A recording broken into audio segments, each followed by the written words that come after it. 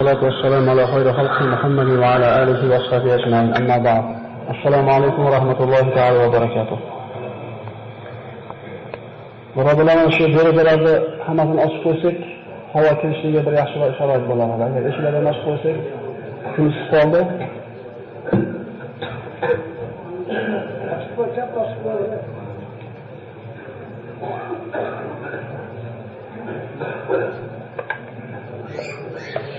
Bismillahirrahmanirrahim. Assalomu alaykum va rahmatullohi ta'ala va barakatuh. Alloh taolaga deylik hamd sanolar bo'lsin. Mana shu joyda Alloh taolo o'zini baytida siz bilan bizga jamlashishga nasib qildi va Allohning kalomini o'qishlikka o'rganishlikka Alloh taolo tavfiq berdi. Xuddi shunday bizni dunyoda jamlagandek Rasululloh sollallohu alayhi vasallamning huzurida Firdavs jannatida birga bo'lishimizni nasib qilsin. Amin. O'tgan safargi suhbatimizda sizlar bilan Nuh alayhisalomning qissasini gaplashgan bo'ldik. Nuh alayhisalom qissasida mana u kishini qalbiga qanchalik shafqatli, qanchalik sabrli, qanchalik rahmli ekanligini ko'rdik. Nuh alayhisalom o'zini qavmini iymonsizligidan Alloh taolo vahiy orqali nomus qilgandan keyingina da'vatni to'xtatdi. Ungacha ana shu 950 yil umr ko'rgan bo'lsa, unga ana shu qismini o'zini qavmini da'vat qilishlikka, umrini da'vatga sarf qilgan bo'ldi. Faqat Alloh taolo tomonidan shu kungacha iymon keltirgan ulardan boshqa hech kim qavmidan iymon keltirmaydi degan mazmunda oyat nozil bo'lgandan keyin o'zini qavmini duoibat qildi.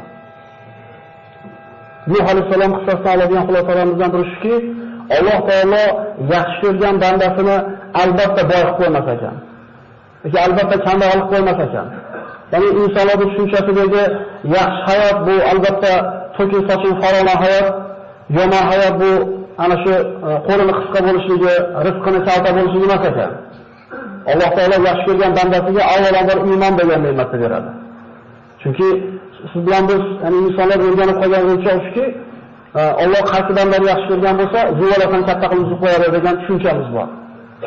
Agar insonning hayotini, insonning qadrini zuvolasi bilan o'lchaydigan bo'lsak, Allohga umuman osiy bo'lgan, balki kofir bo'lgan, Allohga shirk keltirgan odamlarning dunyoviy hayoti mo'minlar bilan ba'zi o'rnida ko'p bo'layotganligini, afzal bo'layotganligini ko'ryapmiz.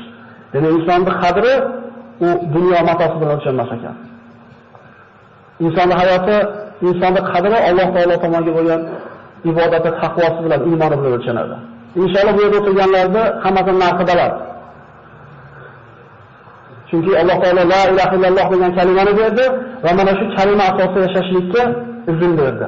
Birodarlar, qadriga yetaylik bu narsani. Chunki qavmlar aytgan ekan, 950 yil payg'ambar ichida bo'lib turib, qo'shnisi 900 yil payg'ambar bo'lib turib, otasi 900 yil payg'ambar bo'lib turib, la ilaha illalloh degan kalimani hatto farzandiga bermagan ekan. Ya'ni bizdagi ne'matni qadrini Alloh taolo shunday bir baland qildi. Alloh taolo marhamat qiladi: "Va ista'azana robbukum la in shakartum la azidannakum." Agar men sizlarga bergan ne'matimni shukrni ado qilsanglar, men ne'matimni ziyoda qilib beraman. Davomida astagfirullah va la in kafartum inna azabi lashadid. Agar shu ne'matlarimni shukrni ado qilmasanglar, meni azobim qattiq bo'ladi marhamat qilgan. Alloh taolo shokir bandalardan qilsin. Mana bugungi qissa inshaalloh mana Nuh alayhisalomdan keyin yashab o'tgan Hud alayhisalomning qissasi bo'ladi. Hud alayhisalom. Alloh taolo yer yuzini suv bilan g'arq qilgandan keyin kemada Nuh alayhisalom bilan qolganlarni bilan yer yuzida davomiy yashashdi. Va aytdik, ana shu kemaga eng oz rivoyatlarda 10 ta odam Ibrohim Nuh alayhisalom iymon keltirdi, ko'pida 80 ta odam deyiladi. Qaysinisi to'g'ri bo'lgan holida ham Alloh taolo faqat kemaga chiqqanlardan Nuh alayhisalomning zurriyatini ko'payishligini iroda qildi. Alloh taolo Qur'onda marhamat qildi: "Va ja'alna zurriyatahum humul baqin." Faja'alna zurriyatahu humul baqin. Biz uning ana shu Nuhning zurriyatini boqiylardan qildik. Shuning uchun insoniyatning ikkinchi otasi Nuh alayhisalom deb aytiladi. Nuh alayhisalomda mana 3 o'g'li bo'lgan dedik: Som, Ham va Yafish. Mana bu qancha qismlarga bo'lganda arablar va Banu Isroil Som zurriyatidan va hokazo. Mana ana shu Somni Nuh alayhisalomning 3 ta farzandidan bittasi bo'lgan Somni zurriyatidan Hud alayhisalom mana dunyoga keldi. Hud alayhisalomning bir shajarasiga qaraydigan bo'lsak, quyidagicha bo'ladi. Hud ibn Abdullah ibn Rabah ibn al-Jarud ibn al-Ad ibn Aws ibn Iram ibn Sam ibn Nuh. Ya'ni Nuh alayhissalom Hud alayhissalomning 7-bobosi bo'lyapti. Ana bu insonlardan shu 800-700 yil yashagani hisobga oladigan bo'lsak, o'rtada allaqancha vaqt o'tgan bo'ladi. Mana Nuh alayhissalomning qavmi Od qavmi deb mana Qur'onda zikr qilindi. Od qavmi mana yuqorida sajaraga qaraydigan bo'lsak, Jarud ibn Ad ibn Aws ibn Iram.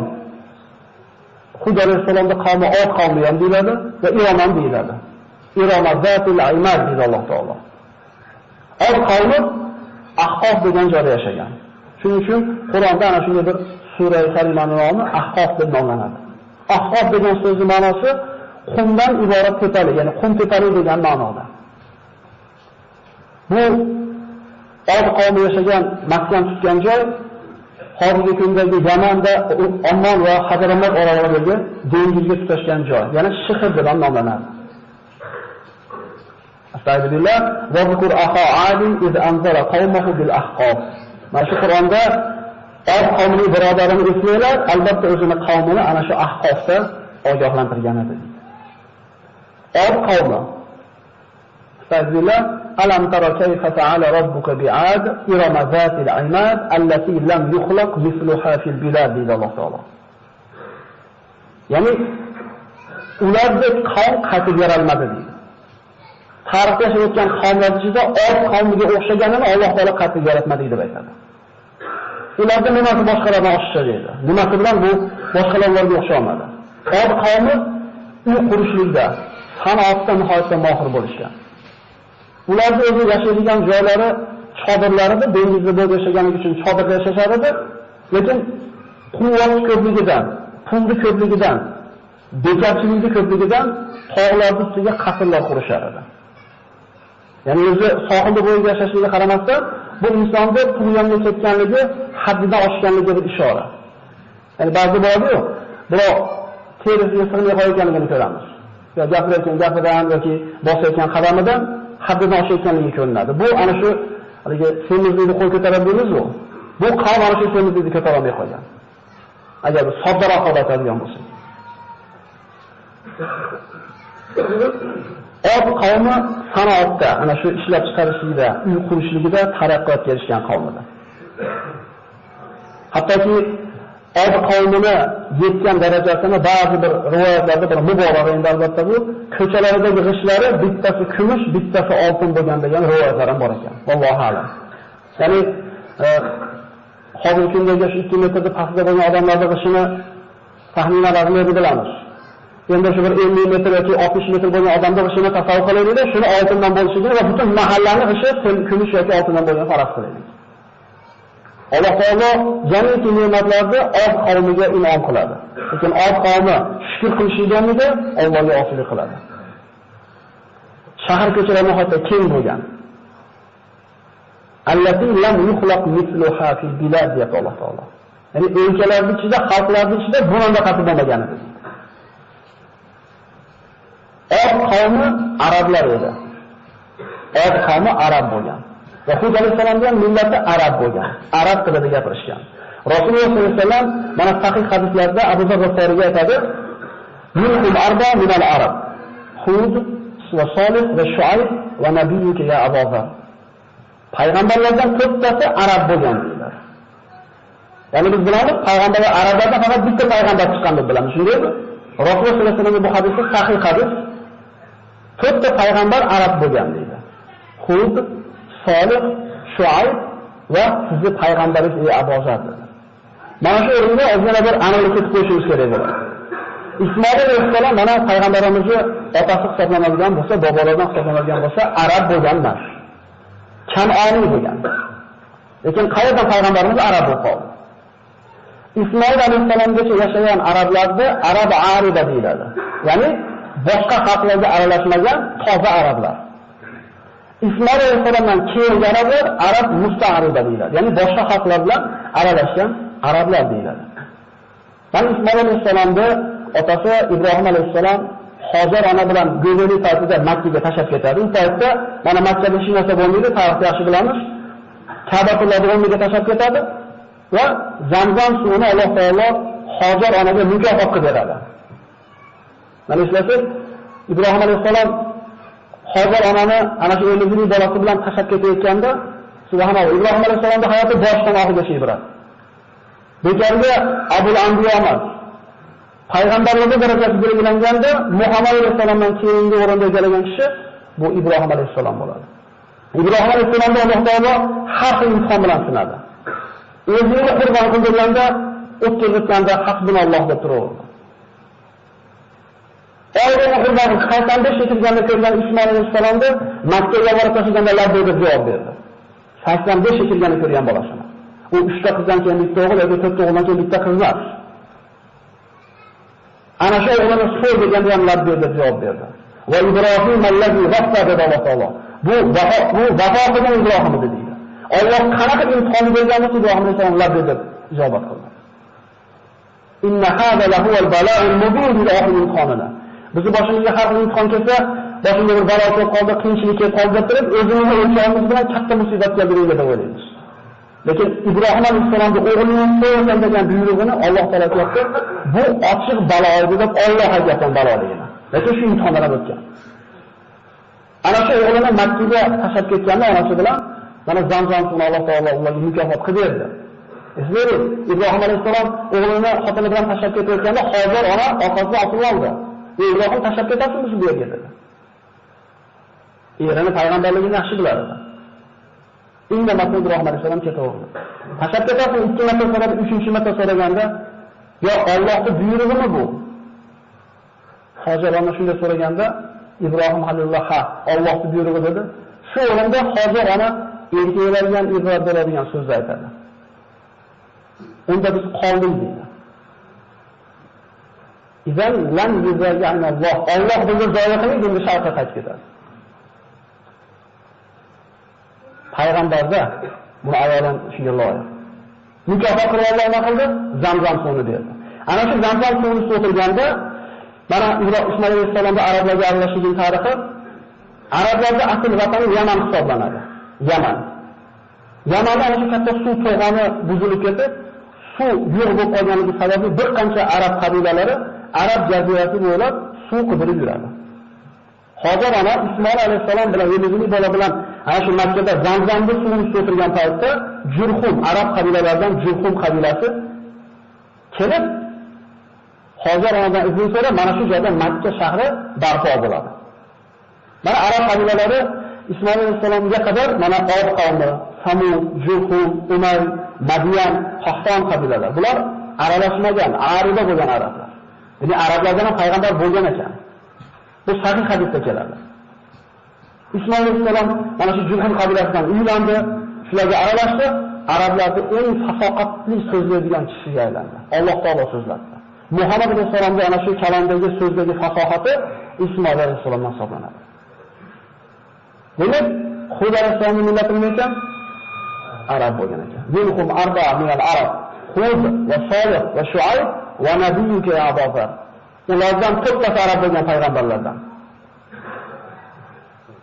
Hud, Solih, Shuayb alayhisalom Musa alayhisalomga qaynota bo'lgan. Uni yerga gaplashamiz bilan inshaalloh.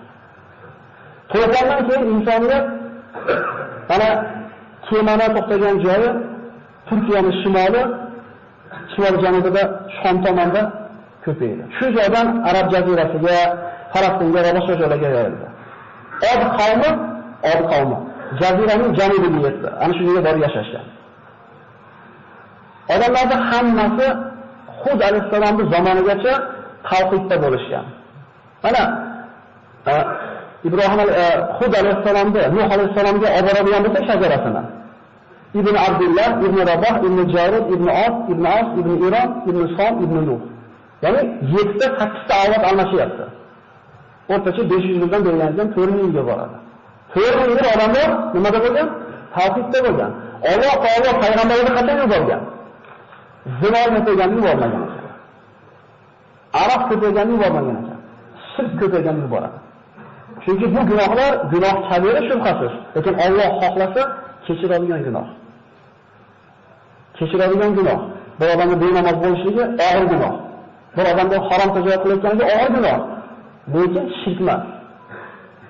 Innalloha la yaghfiru an yushraka bihi va yaghfiru ma duna zalika liman yasha. Alloh shirkdan boshqa gunohni xohlagan bandasi uchun kechiradi deb marhamat qiladi Qur'onda. Zamonlarda kishi bilan shayton degan la'in Allohdan ilmaslikka xatogan edi. Yana vasvasa qildi. Ana Nuh alayhisolamning qissasida o'tdik. Shayton qanaqa qilib insonlarning hayotiga shirk olib kirdi. Birdan gaplarga mana bu ibodat qilinglar degani yo'q. Nima qildi? Ana shu aytilgan 5 ta kishi, solih kishi. Ismini esdan chiqarmaslik uchun dedi. Wala tazarunna alihatakum wala tazarunna waddan wala su'an wala yaghuth wa yauq wa nasra. Shu 5 ta odam solih odamlar edi. Kelayotgan shu odamlarni esdan chiqarmaslik uchun shu odamlar o'tirib nasihat qilgan joylarda shularni nomini nom qo'yamiz dedi. Juda chiroyli so'z bilan kirib kelyapti. Ularni dedi toshi, yovuzli daraxti yoki bo'lmasam yauqni do'ngligi deb turib, ana shu 5 ta odamning nomi bilan 5 joyda nomladi. Shayton sekin-sekin usulini qo'llayapti. Birdaniga emas. Chunki bu Alloh taolo aytgan qonunga, tabiatiga zid ekan. Bir narsani birdaniga bir tomonga burib yuborish. Sekin-sekin bo'lar ekan. Hatto shayton buzishni sekin-sekin qilgan. Ana shu 5 kishilar kimligini bilgan qavm tiriyga ibodat qilishmadi ularga. Ana shu joylarda sayr o'tkazishdi, ularning gaplarini eslashdi. Endi ana shu 5 kishini tanigan qavm o'lib ketgandan keyingi kelgan qavm ilmdan bexabar qoldi, keyin shayton kirib keldi. Bilasizlarmi? Ota-bobolarlar bu yerda nimaga sayr qilib, nimaga qo'y so'yib, nimaga to'planishardi. Ular mana shu toshga yoki daraxtga yoki do'nglikka sig'inardi dedi. Xulosalar birodarlar. Shayton buzishlikda sekin-sekin ketyapti. Hadisda inna hada dina matin ta'awulki din. Bu din dedi Rasululloh sollallohu alayhi vasallam. Sahih hadis. Mustahkam og'ir din. Sekinlik bilan kirib kelinglar bunga deydi. Innal munbatta ma ardan qata va la dahran abqa. Zero otni tinimsiz shoptirayotgan chavondoz tezroq yetyapti, na manziliga yetadi, na otda qoladi. Musulmonchilik asta-sekin. Eskilarimiz oyat hadisdan xabari bo'lmagan bo'lsa, mana shu oyat hadisdan olingan xulosalarni tushungan ekan shekilli-da. Shuning uchun asta-sekin deb qo'yishgan ekan. Bizga hozir ikkita narsani o'rgan vaqtida kattalarga gapirmay qo'yganmiz, yoshlar.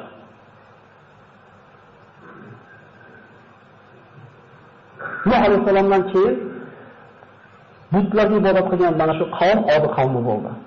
Alloh taolo bu Od qavmiga ana shunchalik bir taraqqiyotdan tashqari ulkan jismlarni bergan edi. Bo'ylari uzun bo'lgan, badanlari oq bo'lgan, baquvvat bo'lgan. Biz Od qavmi haqida gapiryapmizda, biz Odam alayhisolamni eslashimiz kerak. Bo'yi qanaqa edi? Ma'rama zalal xalq yanqusu muzuridat dedi Rasululloh. Ana shu Odam alayhisolam bo'yini 60 metr yaratdimi? Ana shu kundan boshlab dedi Rasululloh, insoniyat kichayib boradi dedi. Bari 20 metr kichayganda ham 40 metrli odam bo'lyapti ular. Jismiga metrlar berib qo'yaylik. Bir odamning bilagida shunday ko'proq quvvat paydo bo'lsa, o'zini tuta olmay qolyapti. Cho'ntagida tutursan bo'lib qolsa, o'zini bilmay qolyapti. Mana bu qonni havodan xabar olaylik. Bizdan necha metr bo'yida baland bo'lgan, bizdan dunyoda qancha ko'p bo'lgan, lekin Allohning bergan ne'matiga shukr qilmaganda oqibati nima bo'lganligini ko'rishimiz kerak. Shuni boshqa qo'ysalar bo'ladi.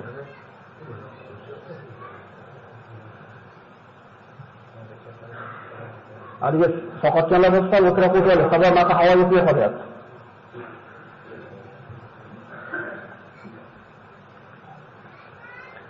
Subhanalloh, bu insonni tabiatini ko'ringki, bozorda, guzarda o'tirib olamiz. Ozgina sabr qilaylik, chunki Alloh yo'lida o'tiribmiz inshaalloh.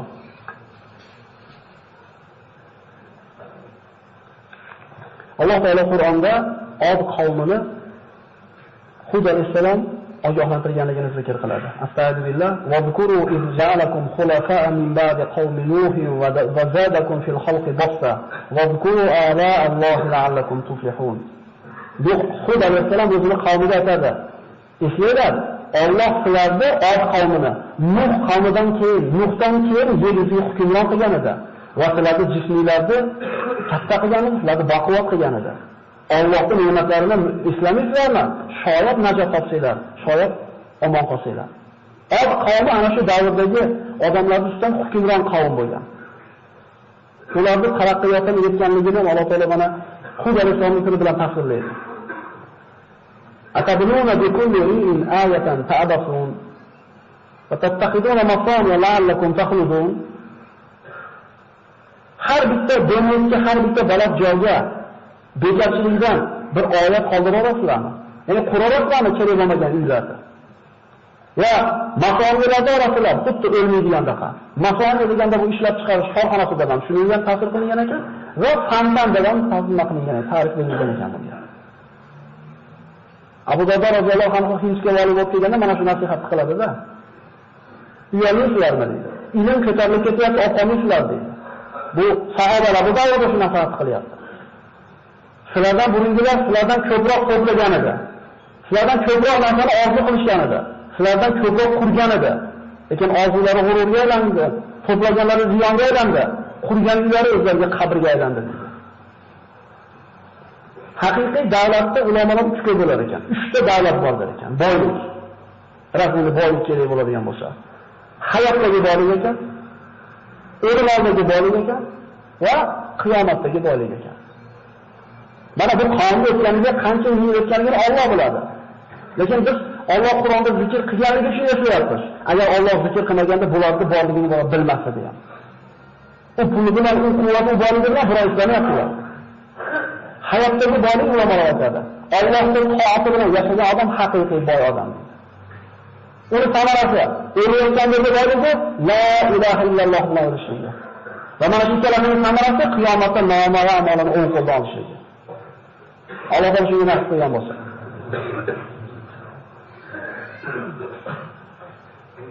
Va idza batashtum jabbarin. Biror qavm bilan bir urush olib borishsa yoki biror qavmda bir o'zini bir hukmini buzadigan bo'lsa, ularga rahim shafqat qilishmas edi. Chunki ularga dard keladigan qavm o'zi yo'q yer yuzida. Shunaqa zo'ravon xalqlar bo'lgan ekan tarixda. Zo'ravon xalqlar bo'lgan ekan. Ya'ni hozir emas ekan. Ular oxiratda bo'lganligini ko'raylik. Fattaqullaha wa ati'un wattaqullazi amaddakum bima ta'malun amaddakum bi an'amin wa banin wa jannatin wa 'uyun. Xudo alayhisalom qavmga yalanyapti. Ey qavm, sizlar Allohdan qo'rqib itoat qilinglar. Sizlarni ko'rib turgan narsalar bilan quvvatlantirgan Allohdan taqvo qilinglar. Nima bilan quvvatlantirganida? Ne'matlar bilan, farzandlar bilan, bog'roqlar bilan, buloqlar bilan. Shuncha nafar olib Allohga shukr qilmaysizlarmi deydi. Har bitta payg'ambar cho'pon bo'lgan ekan. Rasululloh sollallohu alayhi vasallam keladi, payg'ambar bo'lmagan, magar cho'ponlik qilgan deydi. Hikmat shuki, qo'l boqqan odamda umar ana shu jonivor bilan muomala qilgan odamda rahim shafqat degan sifat foydalanar ekan. Qo'yib boshqalarga o'tib ketmaysiz, og'zni qiynamayotib tashab ketmaysiz, rahim shafqati bor odam hayvon boqolaydi. Payg'ambarlarning cho'pon bo'lishining hikmati deb ulamolar. Ana shu maxluqotlarga kelingan rahim shafqat qilishlik kerak bu payg'ambarlar.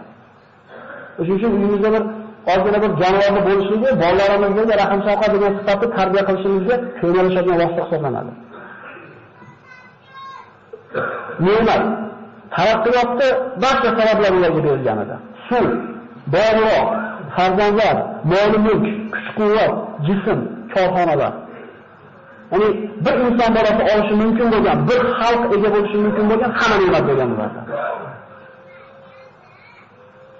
Mana shuncha ne'matni shukrini ado qilishlikning o'rniga bu qavm Allohga hamd aytmadi.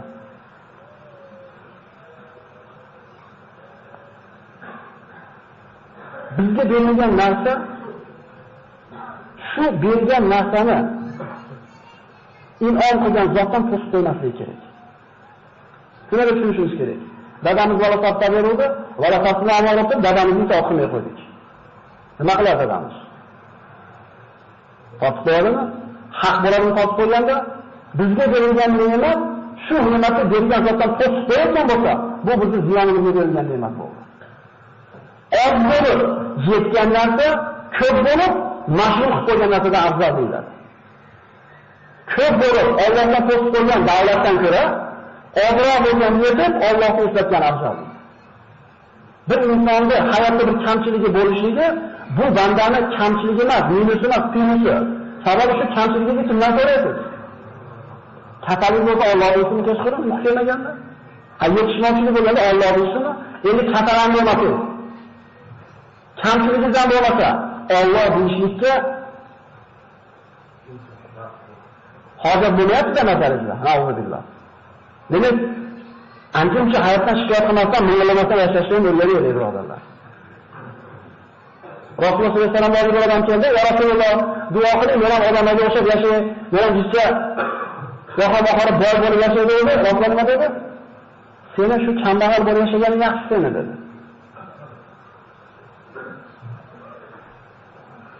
Chunki boyib ketsa ko'tara olmasligi mumkin. Ya Rasululloh duo qiling, duo qildi. Nima bo'ldi? Rasulullohning duosi ijobat bo'ladi. Qo'y ko'payib ketdi. Nima bo'ldi? Shaharga sig'may ketdi.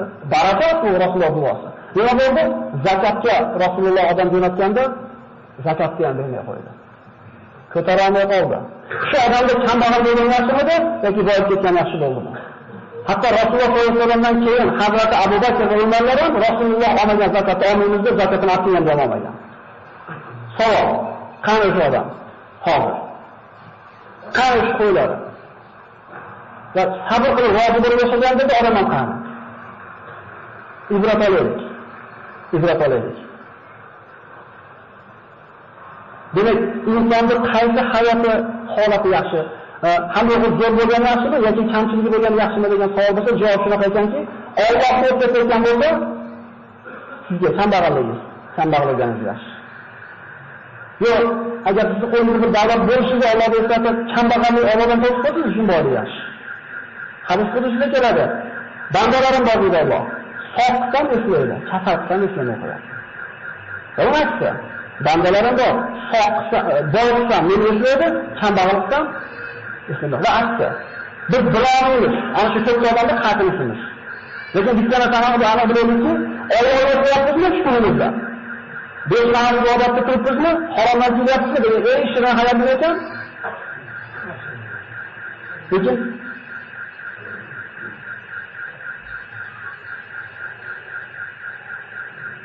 shuncha ne'matga ular Allohga shukr aytishga o'rniga osiy bo'lishdi. Mana aytyapmiz-ku, otamiz bola safni topib qo'yadi deyapmiz-ku.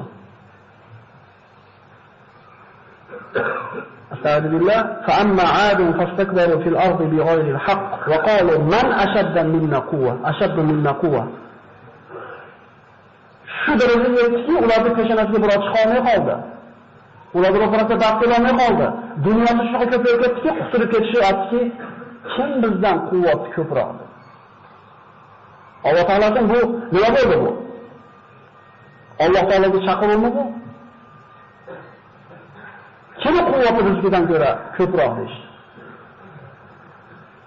Hali ana qo'raman, mana qo'raman dunyoda bor-ku. O'zing bitta bir qoplam suvni Alloh bermasa o'zing icha olmaysan. Uxlaganingdan keyin uyg'onolmaysan Alloh bermasa.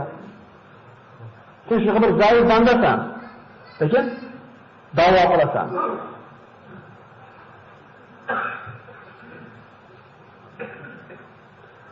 Avalam yaraw anna Alloh allazi xalaqahum huwa ashaddu minhum quwwa. Alloh javob beryapti. Axir ularni yo'ldan bor qilgan Alloh ulardan quvvatliroqligini bilmaydi bular.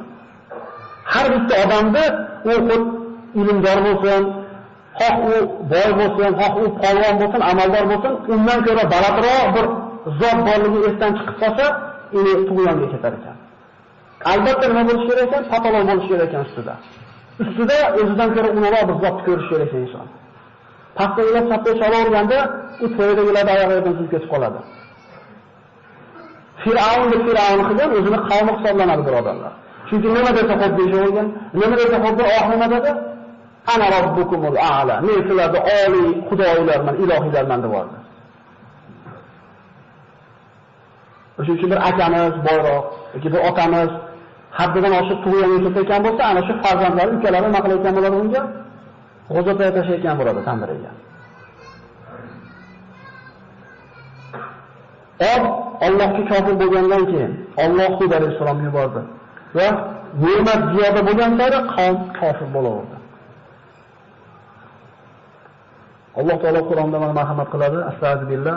Va ila adin akhahum huda qala ya qawmi abudulloha ma lakum min ilahin g'ayruh. Od qavmiga o'zini birodari Hudni yubordik. U aytdi: "Ey qavm, Allohga ibodat qilinglar. Sizlar uchun undan boshqa iloh yo'q. Afala tattaqun. Qo'rqaysizlarmi Allohdan?" Va qala al-mala'u alladhina kafaru min qawmihi inna lanaraka fi safahati va inna lanazunnuka minal kazibin. Qavmning malolari, ya'ni qavmning to'g'lari, qavmning qurtoqni zo'rlab topilganlari, malolari aytishdiki, biz seni ahmoqligingni ko'ryapmiz. Biz seni ahmoq deb o'ylaymiz va seni kazzoblardan deb gumon qilamiz. Hud alayhisalom javob berdilarga: "Qala ya qawm, laysa li safaha, walakinni rasulun min robbil alamin." Ey qavm, men ahmoq emasman. Men sizlarga Alloh yuborgan payg'ambarman. Uballighukum risolati robbi va ana lakum nasihun amin. Parvardigorim risolatni yetkazib qo'yibman xolos sizlarga. Va men sizlarga ishonchli nasihat qiluvchiman. Awajibtum an ja'akum zikrun min robbikum ala rajulin minkum yunzirakum. O'zingizlarning ichingizdan bir odamni sizlarni ogohlantirish uchun Alloh yuborganidan ajabalasizlarmi? Vazkuru iz ja'alakum khulafa'a min ba'di qawmi Nuh va zadakum fil halqi basta. Islamislarni Nuh qavmidan keyin sizlarni yeringizga hukmron qilmadimi va jismlarni bir ulkan qilmadimi? Allohning ne'matlarini eslanglar, shoyat nazar solsanglar. Alloh ularga bergan ne'matlarini eslab, lekin qavm osiylikda davom etaverdi.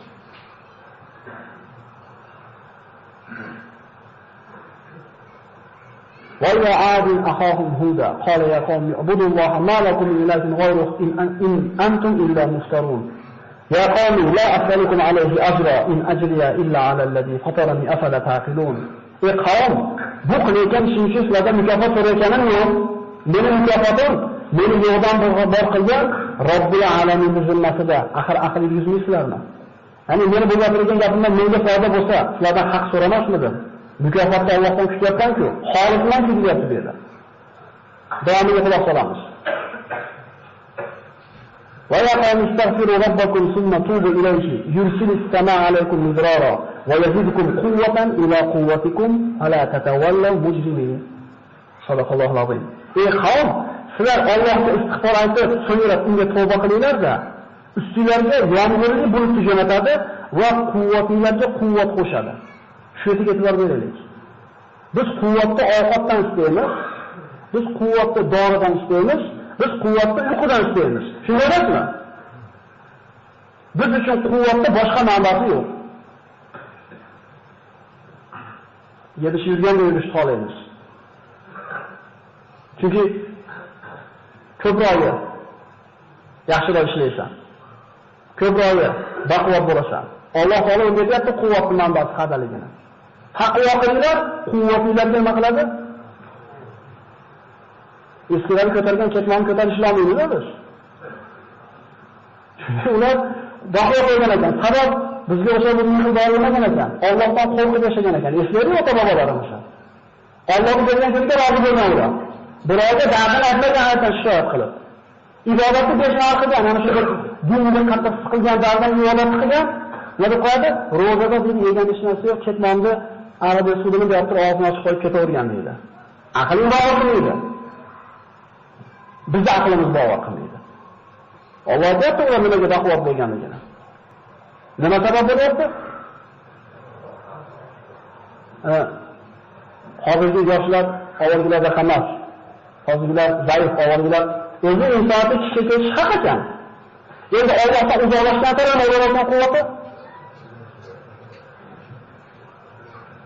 Ali roziyallohu anhu ana shu qasrni qalqonni itmasin davrni sug'urib qalqon qo'ygan desa hayron bo'lmaslik kerak ekan. Chunki ularda hayot taqvo bo'lganda.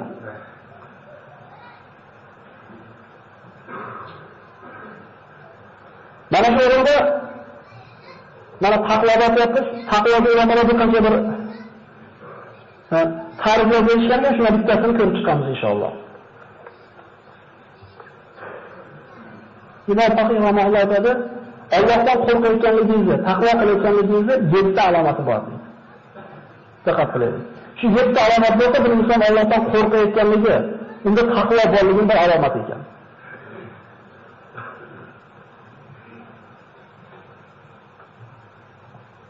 Birinchisi, insonning tilida bilinadi taqvo. Tilini kizdan, g'iybatdan, oshshi so'zlardan tiyayotgan bo'lsa, tilini Allohning zikri bilan ovora qilayotgan bo'lsa, taqvoning 7dan biri bo'lyapti bu. Tilni tiygan bo'lsa. Ikkinchisi, qornini saqlagan bo'lsa, harom narsadan. Bu taqvoning 7dan yana bir qismi bo'lyapti. Gapirayotgan gapingizni o'ylab gapirayotgan bo'lsangiz, yeyotgan narsani kuydan yeyotgan bo'lsangiz. Uchinchisi, ko'zingizni Allohning harom qilgan narsadan tiyayotgan bo'lsangiz. Bu taqvoning 7dan biri bo'lyapti.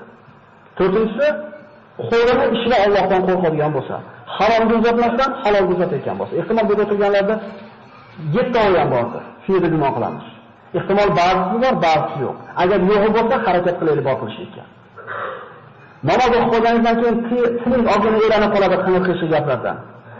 Bu ana Alloh taolo bizga bergan mehribonlik hisoblanadi. Ancha-muncha narsani o'ylab qoldik. Tijoratingizda shalom gapirib olgan ekat bo'lib qoldik. Majbur etib qo'yapsiz o'zingizni. Bu ham bir yaxshi alomat. Yo'q, namoz o'qiganingizdan keyin ham qo'lingiz ham, tilingiz ham, quloqingiz ham bor-joyiga ketayotgan bo'lsa, kechirib qo'yasiz. Bu taqvo degani har bitta a'zo o'zini o'rni bo'lyapti, taqvo qiladigan. Beshinchisi, oyog'ini ishida Allohdan qo'rqishlik kerak. Harom bo'lgan joyga bu oyoq nima qilishlik kerak?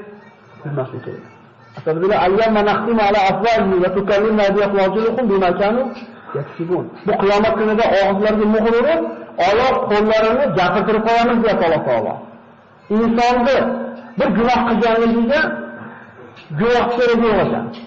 O'zini oyog'i, qo'li guvohlik beradi. Shu oyoqni qilganimiz gunohdir. Va oltinchisi, qalbini ishida Allohdan qo'rqishlik kerak. Qalbidagi bo'lgan gunohlar, adovat, gina, kudurat, hasad musulmon birodarlarga nisbatan mana shu narsani chiqarishlik bilan bo'ladi. Va yettinchisi, qilayotgan ibodatidan taqvo bo'lish kerak. Ibodatida qanaqa taqvo bo'lish? Ibodat o'zi taqvo emasmi? Ibodatidagi taqvosi qabul bo'larmikin degan xavotir bo'lishligi. Ya'ni shu qilayotgan ibodatimda riyo, shirk aralashib qolmayaptimi degan g'amda bo'lishligi. Biz namoz o'qib qo'ydik, bo'ldi, Allohga. Nima deymiz? Xudo shu qarzingizdan qutulib oldi deymiz, Xudodan o'qib oldi. Bu Alloh bo'ladi. Hali qabul qildimikin? Endi nima qoldi deymiz? Allohni qabul qilish qoldi deymiz. Qo'limizdan kelgancha qildik. Buni yettinchisi, ana shu qilayotgan ibodatimizda shirk aralashib qolmagani uchun Alloh qabul qildimi degan qo'rquvda bo'lishi insonda tamomiy taqvoda bo'lishini belgisi. Bu harom emas, savob ish shunday tekshirilyapti. Birinchisi tilini, ikkinchisi qornini, uchinchisi ko'zini, qo'lini, oyog'ini, qalbini va qilgan amalini ustida taqvo qilishlik ana shu Alloh taolo aytgan taqvo hisoblanadi. Val oxiratu inda robbika lil muttaqin. Oxirat Allohning huzurida kim uchun tayyorlangan?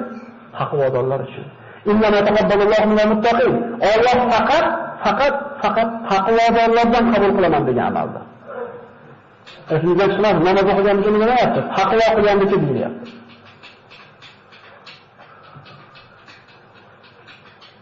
Xudo o'zining qavmini da'vat qildi, lekin qavm osiy bo'ldi. Vaqtki seni bizni olihalarimizni so'kkanligi uchun ba'zi olihalarimiz seni yomonlik bilan qo'lini tegizib qo'ydi. Shunda Xudo alayhisalom aytdi, guvoh bo'linglar.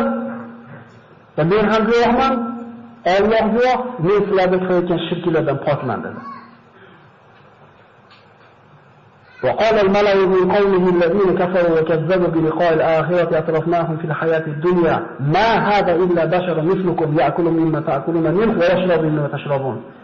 O'zini qavmini, malolari, shunday kishilardagi kofir bo'lishudi, osiy bo'lishudi, yolg'onchi qilishudi oxirat kunida. Ikkinchi bo'lib, hayotda dunyoda atrofnahum deyapti. Ne'matlantirib qo'ygandik ular deydi. Qonni qursog'ini to'g'ri qilib qo'ygandik. Bu xud bizga o'xshagan odam, bizga aytgan narsani deyapti, bizga chekkan narsani ishlayapti. Agar mana shuni itoat qiladigan bo'lsalar, agar sizlar ziyonkor bo'lasizlar. Axir bu sizlar o'lib turpoq bo'lib ketganingizdan keyin qayta tirillasizlar deb va'da qilyaptimi? Hayhata lima tu'adun. Oho, uzoq bu narsaga hali. Faqat mana shu hayotimizdan boshqa hayot yo'q. O'lamiz va tirilamiz, qayta biz tirilmaymiz. O'lamiz, yashaymiz, qayta hayot bo'lmaydi bu yerda. Oxiri Hud alayhissalom deyotgan gapning oxirgi shu bo'ldiki, qalu sawa'un alayna aw afta an takum min al-wa'izin. Da'vat bir odam menga bu gapning kerak emas, meni tinch qo'y demaguncha bir odamga nasihat qilinaveradi. Qachonki shu gapni gapirgandan keyin bu odamdan soqit qilinadi. Endi bu degani o'shaga bo'yicha taqorish kerak ekan degani emas. Zeriklish emas maqsad. Maqsad shu odamni to'g'ri yo'lga olib kelish bo'lsa, Alloh taolo aytgandek, "Udu ila sabili robbika bil hikmati wal mau'izatil hasana." Parvardigoringiz diniga hikmat bilan deyapti va chiroyli mau'iza bilan da'vat qiling. Alloh da'vatni qanaqa qilishini o'rgatyapti. Shahartunda sen namoz o'qimasang, sen uni qatar. Sen namoz o'qimasang, sen hajingga barakatingga ro'zingga qabul bo'lmaydi deb bo'lmas ekan.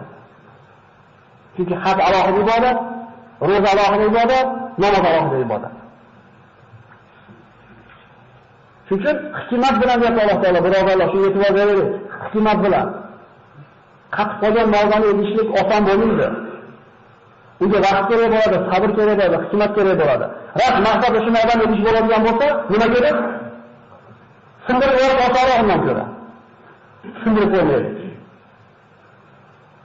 Qavm aytdi, "Ey Hud, sen bizga nasihat qilasanmi, qilmaysanmi? Biz senga itoat qilmaymiz. Bu Allohdan qolib kelgan gap, biz hech qachon azoblanmaymiz." dedi. O'zini qavmidan noumid bo'ldi. Shunda Hud alayhisalom duo qildi. Qala robbi usirni bima kazzabun qala amma qalil la yusbihunna nadimin. Aytdi Hud, Parvardigoro, menga ular yolg'on chiqganligi sababli, meni yolg'on chiqganligi uchun menga o'zing yordam ber dedi. Payg'ambarlarning duosi ijobat. Har bitta payg'ambardan shu ijobat bo'lgan duosi bo'lgan. Nuh alayhissalom nima qildi? Cho'ksa yardım Ahmad. O'zi yordam berdi. Allohga qo'ydim dedi. Alloh taolasi amma qalil, ozgina muhlat bor, nadomat chekuvchilardan bo'lib qoladi.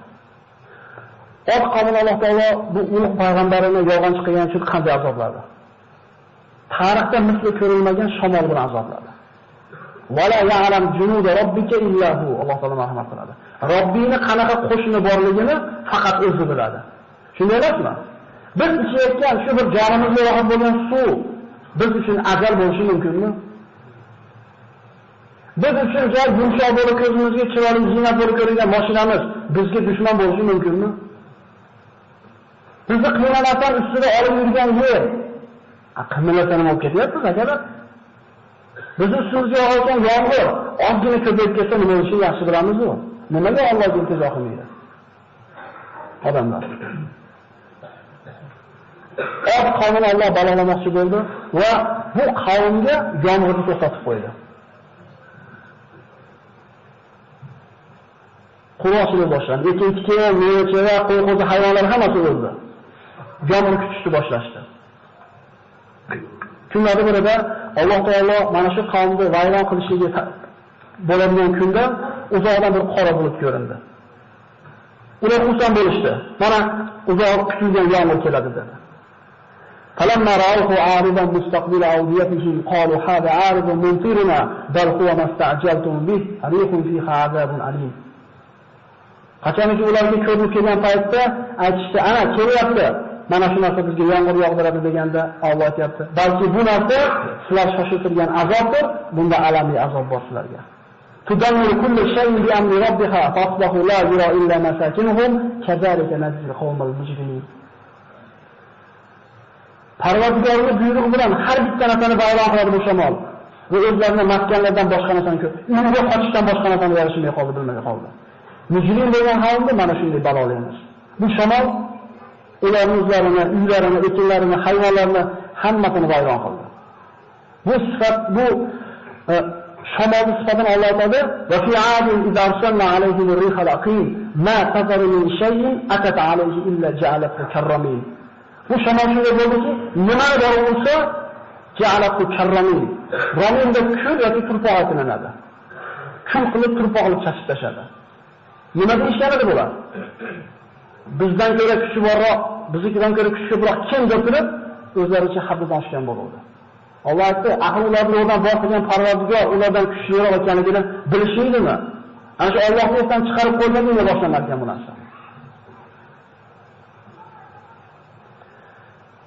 كذبت عاد فكيف كان عذابي ونذر إنا أرسلنا عليهم ريحا صرصرا في جو نخس مستمر تنزع الناس كأنهم أعجاز نخل منقير فكيف كان عذابي ونذر.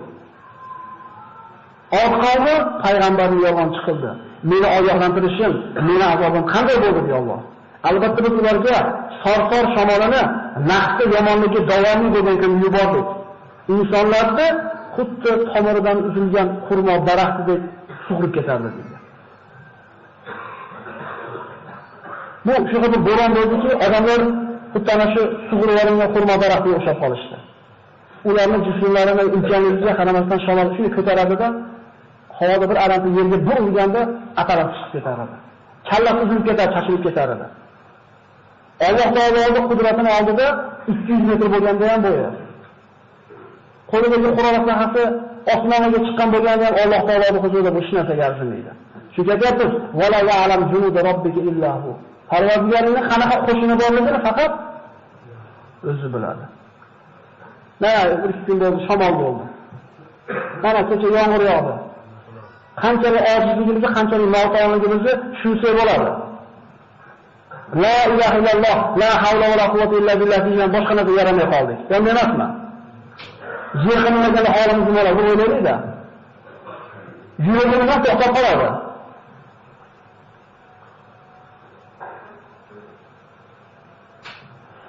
وأما عاد فأهلكوا بريح صرصر عاتية سخرها عليهم 7 ليال و8 أيام حصوما فترى القوم فيها صرعى كأنهم أعجاز نخل خاوية فهل ترى لهم من باقية. Haqqa surasi aytadi.